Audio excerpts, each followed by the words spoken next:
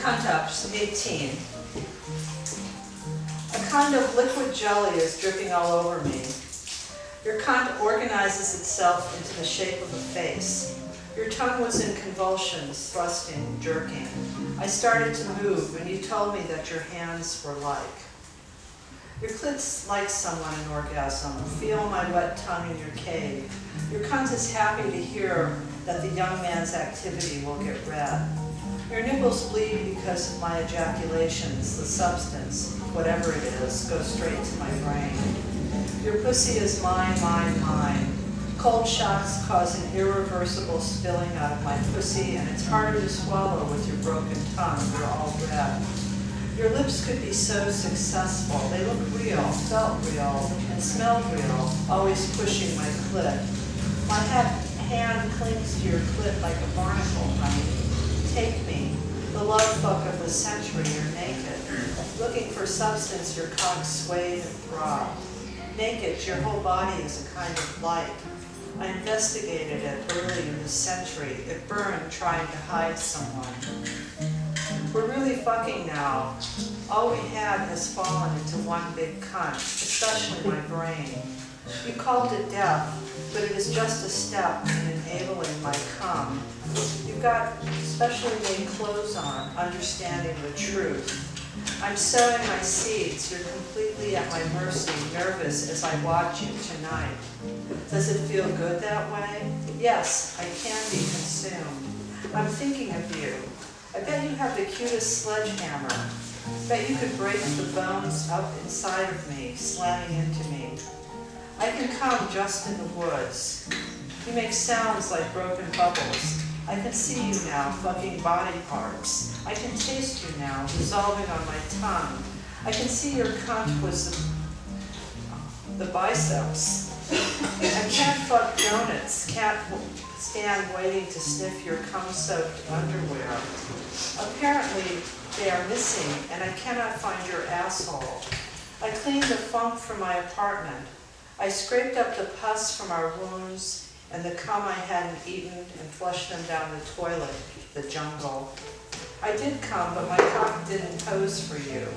I gave you a drink and then my love in an electrified sea. I didn't know your skin was acid. It skinned my entire voice. I want to suck them like a baby and subsequently to dispose my body in the still of your cunt. I don't know how you feel when I strangle you.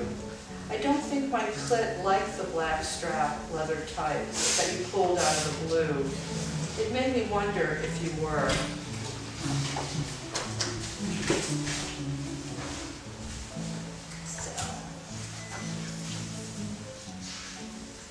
Kathy Acker. From Great Expectations, I recall my childhood. My father's name being Pura and my Christian name Philip, my infant cum could make of both names nothing longer or more explicit than Peter. So I called myself Peter and came to be called Peter. I give Pura as my family name on the authority of this tombstone, and my sister, Mrs. Joe Gargery, who married the blacksmith. On Christmas Eve, 1978, my mother committed suicide, and in September of 1979, my grandmother on my mother's side died.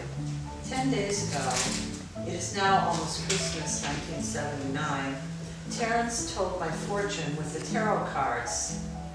This was not so much a fortune, whatever that means, but a fairly, it seems to me, precise psychic map of the present, therefore the future. I asked the cards about the future boyfriends. This question involved the following thoughts. It's very weird reading this to this music. The rhythms are just at odds. I asked the cards about future boyfriends. This question involved the following thoughts. Would the guy who fucked me so well in France be in love with me? Will I have a new boyfriend?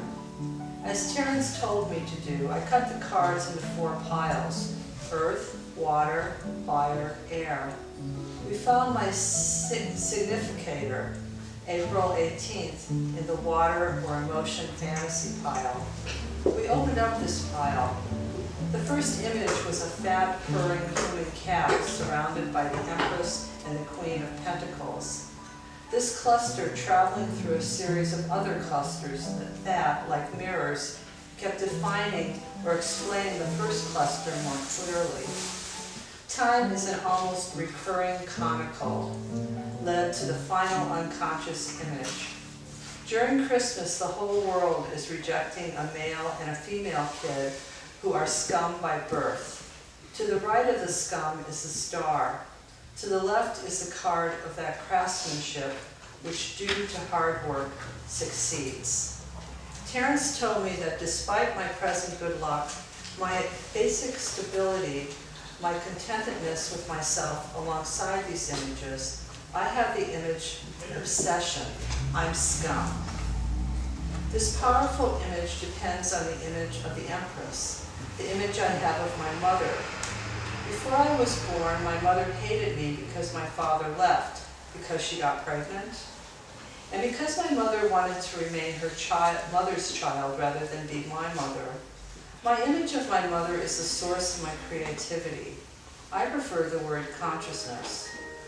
To obtain a different picture of my mother, I have to forgive my mother for rejecting me and committing suicide. The picture of love found in one of the clusters is forgiveness that transforms need into desire. Because I am hating my mother, I am separating women into virgins or whores rather than believing I can be fertile. I have no idea how to begin to forgive someone, much less my mother. I have no idea where to begin. Repression is impossible because it's stupid, and I'm a materialist. I just had the following dream. In a large New England-ish house, I am standing in a very big room on the second floor in front of the mansion. This room is totally fascinating, but as soon as I leave it, I can't go back because it disappears. Every room in this house differs from every other room. The day after my mother committed suicide, I started to experience a frame. Within this frame, time was totally circular because I was being returned to my childhood traumas, totally terrifying, because now these traumas are totally real. There is no buffer of memory. There is no time. There is. Norma Cole.